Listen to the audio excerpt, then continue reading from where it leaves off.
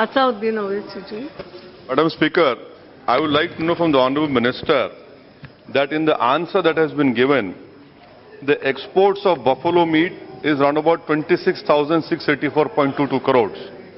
And there has been a negative growth of 8.87%.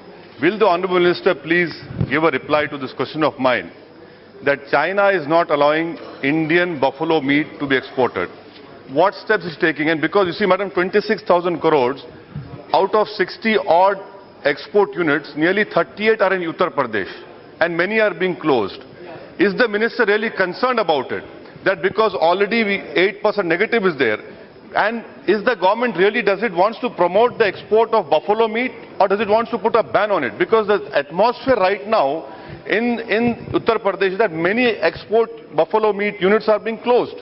Is she really concerned about it, and what is she going to do about the exporting of buffalo meat to China?